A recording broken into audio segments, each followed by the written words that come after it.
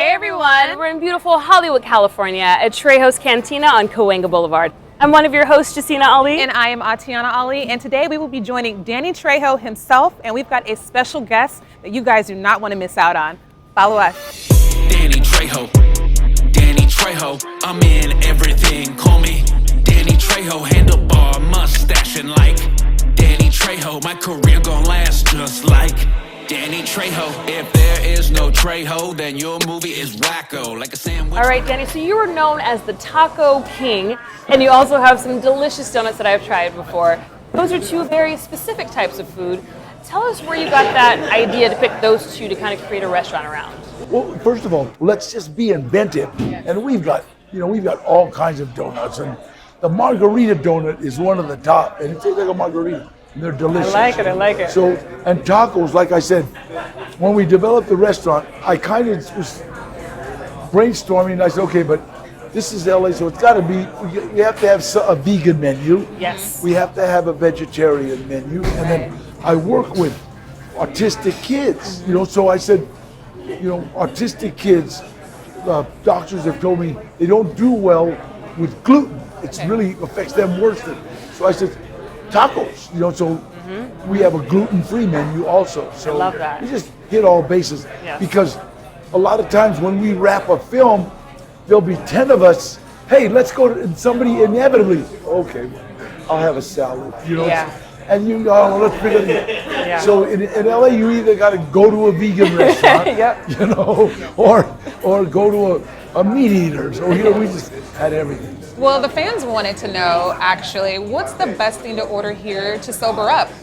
They're coming in from Hollywood Boulevard. They've been partying. Like salmon is not my best fish. I love whitefish more than anything, right? And tuna and stuff. But the blackened salmon is unbelievable here. It's really, I know, yummy. I mean, it's like, it tastes just delicious, so I really like that. And then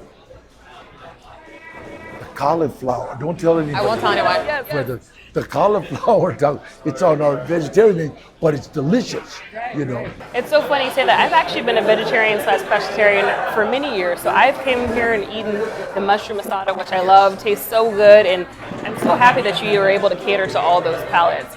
If you were to create another, let's say, vegan taco on the fly right now, what would it be? Well, we got the jackfruit, and I love that. I mean, I love that stuff, and because sometimes I'll have friends here, and I'll say, give them a couple of jackfruit tacos, and they'll eat. They're delicious.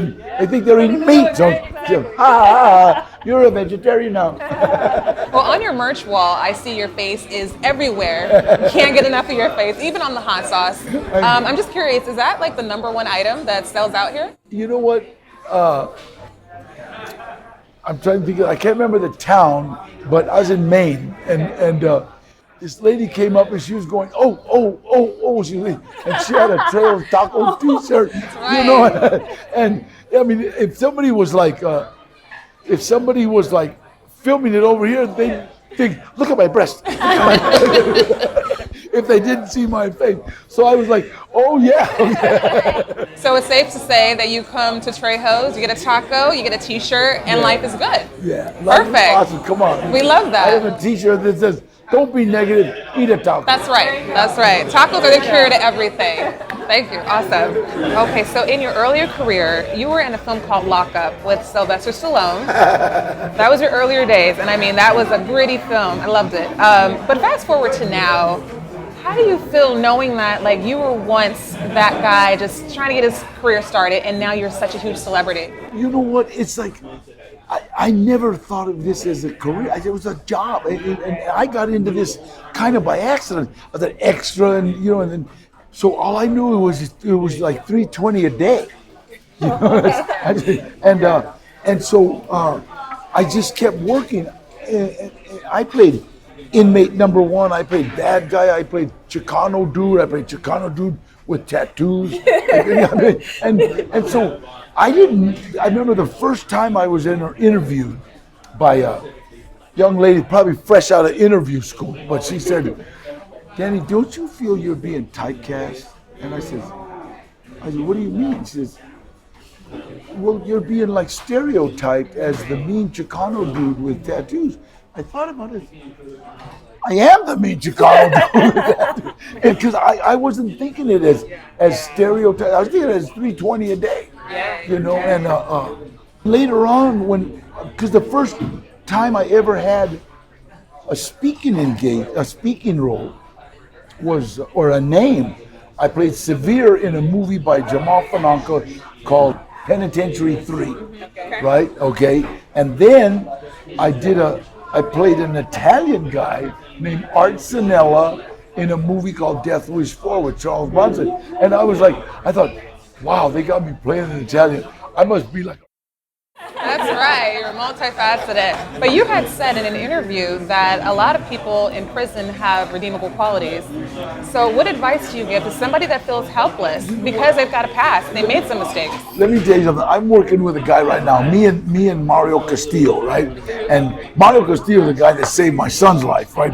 But we're working with lifers that are getting out of prison, right? And we got one guy, right? His name's Fabian Alomar. He used to be a professional skateboarder. You can look him up. He's got a great look, Puerto Rican and tattoos. And so he just landed a job working for a month in New Mexico. He's on parole. Oh, wow. Right? So we couldn't let the film industry go, but his parole officer wouldn't let him go. He's, man, I got the chance. You know what, come on, let's go talk to him. So I went down with him, and we got the, oh yeah, sure. I gave him donuts. Donuts, that's right. That's right. Everybody Hey, drink! But so, we're really proud of him because, you know what, there's so much talent. And, drugs, alcohol's filled our penitentiaries. And I got to tell you something. Right now, probably 10% of the people in prison belong in prison. There's 90% of people that don't need to be there. We have mental illness in prison. We have autism in prison. We have, they could be out here. We need more Dannys of the world for sure. You've conquered all things, including the film industry. But I will say, I was watching The Masked Singer, and I saw a raccoon come out, and I heard, wow, thanks. And I was like, that's Danny. I knew it immediately. I knew it. I just knew it was you. So, how was that experience for you? Were you hot up under there? Were you nervous? So now you're singing, Danny. You can do it all. Because I have my dog, John Wesley Hardy. We named him after the meanest cowboy in the West. Once killed a man for snoring too loud. But his name is John Wesley. Hey, Gilbert, get the picture of John Wesley Harding out of my thing. But so when they showed me the raccoon, it's just like my dog. You know what I mean? And I said, yes, I'll do it. So I had so much fun. And it was like, if you're completely what do you call it? Free. I can do anything I want. So at first I thought, I'm going to be nervous. And then I looked at one of the guys that were dressed as a fish. You know what I mean? Like, wait a minute. This is really make believe I'm a raccoon. So I had so much fun. And then Jenny McCarthy, love her. Love Jenny. Yeah. Shout out to Jenny McCarthy. Okay, and she works with autistic children too. Yes. And so that's how I knew her, And so when I was singing, I put a love song to her, and she, it was so cute. She, do we know each other? And then she goes, did we have a one night stand? I almost died. But it was so, I had a blast. I love that. Well, from Masked Singer now to your current project from a son that you're playing alongside with your actual son, Gilbert Trejo, who directed this phenomenal film, which everyone has to check out. How is it now as a dad seeing your son direct you on set? I'm so proud of all my children, but Gilbert, he really took to the business, and he's got such a great look. I wanted him in front of the camera. I kept trying to, every time I put him in front of the camera, he'd end up talking to the camera guy and the lighting guy. So he learned all that, and then he shadowed Robert Rodriguez, unbelievable genius, right? They comprehend everything, And it's funny because when I was doing Machete, I took him and my daughter. We went to Machete. We're having dinner with Robert De Niro, and I said, "Now look, I don't want you guys acting like kids, right?" this is De Niro, right? So the first thing De Niro says is, Robert Rodriguez is I said some word, right? And I kind of step back. Gilbert immediately said, oh, absolutely. You know who he reminds me of this Russian director. They started talking about stuff. I love it. So your son has the gift of I gab. have no idea what they started talking about camera, about what do you call it, like the dynamics of acting. I just remember my lines and don't bump into the furniture. Yeah, I mean, speaking of your son, we've got a lot to talk about Gilbert. I wanted to let the fans know that we have got our special guest in the building. Ladies and gentlemen, can we bring out Gilbert Trejo? Gilbert. All right, guys, I have a quick game for you, then we're back to business. I'm going to ask you a couple questions. If the answer's yourself, you point to you. If it's the other person, you point to them. All right, got it? Okay. Between the two of you guys, who wakes up the earliest? Yeah. You? Okay. Who has the worst temper? I would have been shocked if it would have been you. Yeah. Who's the first to get up and dance at a party? Oh. Danny, okay. Should we cue the music? No, I'm just kidding. Okay, if there was a dare, who's likely to eat bugs or eat something disgusting? You. I like it. Do you have anything off top that you've eaten that we have no idea about, that we would probably just be shocked? No, I'm just down. You're down. Okay, good. Okay, awesome. Okay, switching gears. Gilbert, I know your dad is here, so between you and I, how was it directing your dad and being the leader of this project from a son that you guys are in? It was really nice because I know him, and the one thing that I really, with any actor, you get past whatever their guard is, and you are whatever relationship it is that they need you to be, if that makes sense,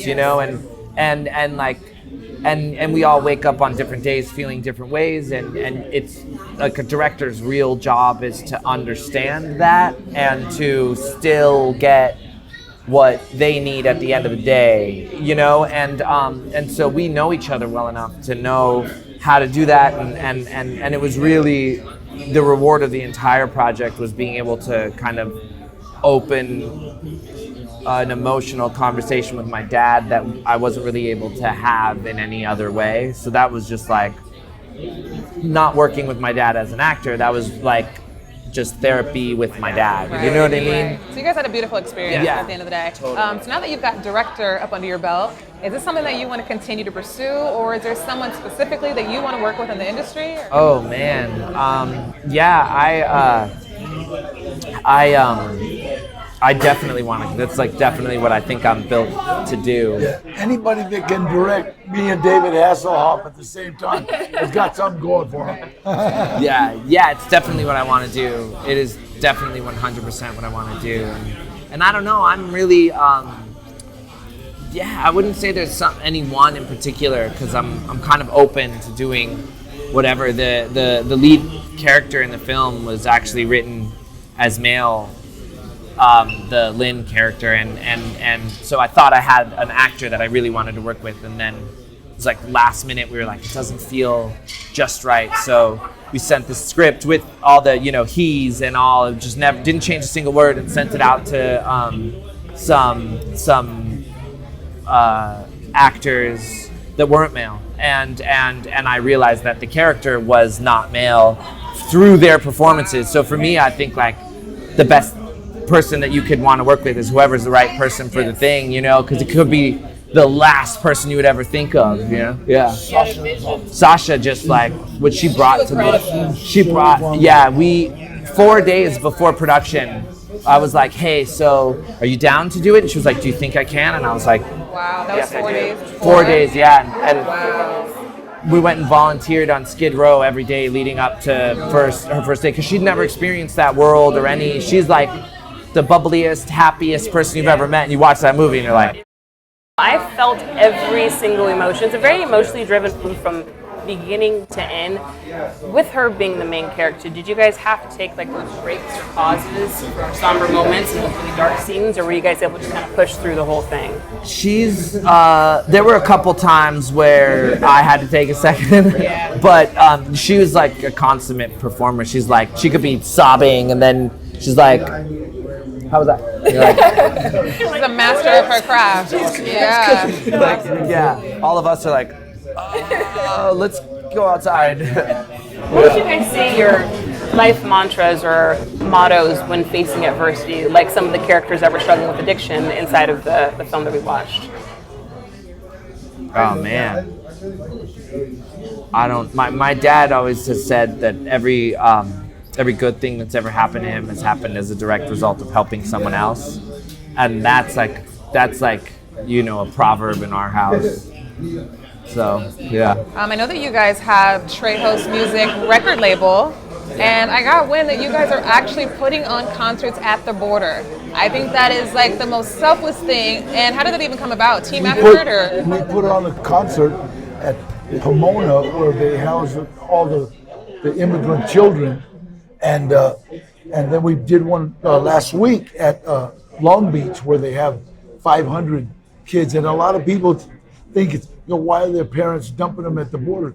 And the reason they're taking them, we had almost 500 girls, and the reason the parents are dumping the girls because at 5, 6, 7, 8, the cartels snatch them and start trafficking them. So mama's saying, I can't help it, don't kill them. So so it's not they're not just dumping them, it's a humanitarian. So I thank God for our president and for a humanitarian, and Governor Newsom, the same thing, Garcetti, opening up, let's open up Long Beach, let's open up, and San Diego. We're doing San Diego next, and then we're doing Texas, Okay. Well, I want to thank you guys for just being the awesome human beings that you are. Now is your moment to just pretty much give shameless plugs, social media, anything that your fans need to know. I have a record label, and we're getting ready to drop another album, and it's called Trejo Soul Classics. And I've got Tara New, Diana Gonzalez, and Jasmine, who looks so much like Selena and sounds so much like her. It's going to be crazy. When we were at Long Beach and she sang a Selena song, all the kids started screaming because it was just like, and so we're just having just a lot of fun. I got Baby Bash, Trish Toledo, Frankie J, Coda, and all these people are just like so beautiful. They're all putting on concerts for free for me, So. Well, we appreciate your time. Thank you guys so much. Thank you. Thank you. God bless you. Let's do this again. Yes, absolutely. Thank you guys. All right, we're Danny and Gilbert Trejo, and we're with the Ali sisters.